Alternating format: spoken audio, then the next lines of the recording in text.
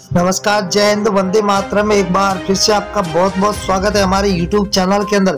आपको बता दें कि मध्य प्रदेश के अंदर इसी साल 2023 के अंदर विधानसभा के चुनाव है और चुनाव को देखते हुए 230 सीटों का सबसे बड़ा ओपिनियन पोल सर्वे जारी हो चुका है। अब आपको बता दें कि आपकी बार मध्य प्रदेश के अंदर किसकी बनेगी सरकार, वो सबसे बड़ा ओपिनियन पोल जारी हो चुका है। ये भी आपको बता दें कि आपकी बार मध्य प्रदेश के अंदर कमलनाथ और ज्योतिरादित्य सिंधिया के बीच कड़ी टक्कर देखने को मिल सकती है। तो वही कर्नाटक के नतीजों पर आपकी बार मध्य प्रदेश के चुनाव भी बड़े रोचक होने वाले।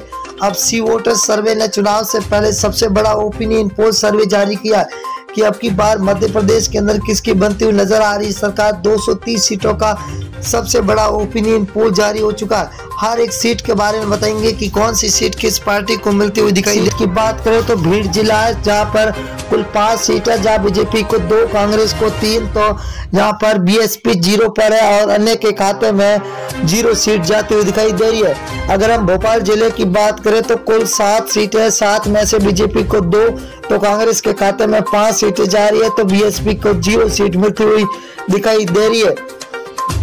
धार जिला की बात करें तो धार जिले के अंदर कुल 7 सीटें, 7 में से बीजेपी को 4, कांग्रेस को 3 और बीएसपी को यहाँ पर 0 सीट मिलती हुई दिखाई दे रही है। सतना जिले की बात करें तो कुल 7 सीटें, 7 में से बीजेपी को 3, कांग्रेस को 4 सीट और बीएसपी को 0 सीट मिलती हुई दिखाई दे रही है। अगर हम सीधी जिला की बात करें तो कुल 4 सीटें, 4 में से बीजेपी को 1 सीट मिल रही है, वही कांग्रेस के खाते में 3 सीटें जा रही है, तो बीएसपी को यहाँ पर 0 सीट मिलती हुई दिखाई दे रही है। अगला जिला है सिवनी जिला, जहाँ पर कुल 4 सीटें, बीजेपी को 2, कांग्रेस के खाते में 2, तो यहाँ पर बीएसपी को 0 सीट मिलती हुई दिखाई दे रही है। अगले जिले की बात करें तो बड़वानी जिला है, जहाँ पर कुल 4 सीटें, 4 में से बीजेपी के खाते में 1 सीट जाती हुई दिखाई दे रही है, तो कांग्रेस को 3 सीट, वही बीएसपी के खाते में 1 सीट जा रही है, तो अन्य के खाते में 0 सीट मिलती हुई दिखाई दे रही है। अगर हम सागर जिले की बात करें तो 8 सीट है, जहां पर बीजेपी को 3, तो कांग्रेस के खाते में 5 सीट जा रही है, तो बीएसपी को यहाँ पर 0 सीट पर संतोष होना पड़ रहा है। अगला जिला है शिवपुरी जिला, जहाँ पर कुल 5 सीटें, 5 में से बीजेपी को 4 सीटें मिल रही है, तो कांग्रेस के खाते में 3 सीट, वही बीएसपी को यहाँ पर 0 सीट मिल रही है, तो अन्य के खाते में भी 0 सीट। बैतूल जिला है, बैतूल जिले के अंदर कुल 5 सीटें, 5 में से बीजेपी को 2 और कांग्रेस के खाते में 3 सीटें जा रही है, तो यहाँ पर बीएसपी को यहाँ पर 0 सीट मिलती हुई दिखाई दे रही है। विदिशा जिला है, विदिशा जिला के अंदर कुल 5 विधानसभा सीट है, जहाँ बीजेपी को 4, तो यहाँ पर कांग्रेस को 1 सीट मिल रही है, तो बीएसपी के खाते में 0 सीट जाती हुई दिखाई दे रही है। अगर हम राजगढ़ जिला की बात करें तो कुल 5 विधानसभा सीट है, बीजेपी को 2, कांग्रेस के खाते में 3, तो बीएसपी को यहाँ पर 0 सीट मिल रही है, तो अन्य के खाते में 0 सीट। अगर हम ग्वालियर जिला की बात करें तो यहाँ पर कुल 6 विधानसभा, जहाँ बीजेपी को 2, तो कांग्रेस के खाते में 0 सीट जा रही है, तो यहाँ पर बीएसपी का खाता खुलता हुआ 1 सीट मिलती हुई दिखाई दे रही है। अगर हम देवारा जिला की बात करें तो देवारा के अंदर कुल 5 विधानसभा, जहाँ बीजेपी को 1, कांग्रेस को 4, तो बीएसपी के खाते में 0 सीट मिलती हुई दिखाई दे रही है, तो अन्य को यहाँ पर 0 मिलती हुई दिखाई दे रही है। उज्जैन जिला है, उज्जैन के अंदर कुल विधानसभा 7 सीटें, जहाँ बीजेपी को 5, कांग्रेस को 2, तो बीएसपी के खाते में 0, तो अन्य के खाते में भी 0 सीट जाती हुई दिखाई दे रही है।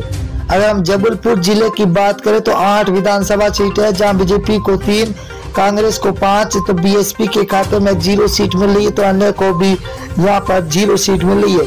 अगर हम कटनी जिला की बात करें तो कटनी जिले के अंदर 4 विधानसभा, यहाँ पर बीजेपी और कांग्रेस को 2-2 सीटें मिलती हुई दिखाई दे रही है, तो बीएसपी और अन्य के खाते में 0 सीट मिलती हुई दिखाई दे रही है। इंदौर जिला की बात करें तो इंदौर जिले के अंदर कुल 9 विधानसभा, जहाँ बीजेपी को 3, कांग्रेस को 6, तो बीएसपी के खाते में 0 सीट जाती हुई दिखाई दे रही है। अगले जिले की ओर रुख करें तो छिंदवाड़ा जिला है, जहाँ पर कुल विधानसभा 7 सीटें है, जहाँ बीजेपी को 1, कांग्रेस के खाते में 6, तो बीएसपी को 0 सीट मिल रही है, तो अन्य के खाते में 0 सीट जाती हुई दिखाई दे रही है। अगर हम सीहोर जिले की बात करें तो यहाँ पर कुल 4 विधानसभा है, बीजेपी के 1 और कांग्रेस को 3 सीटें मिल रही है, तो बीएसपी के खाते में यहाँ पर 0 सीट मिलती हुई दिखाई दे रही है।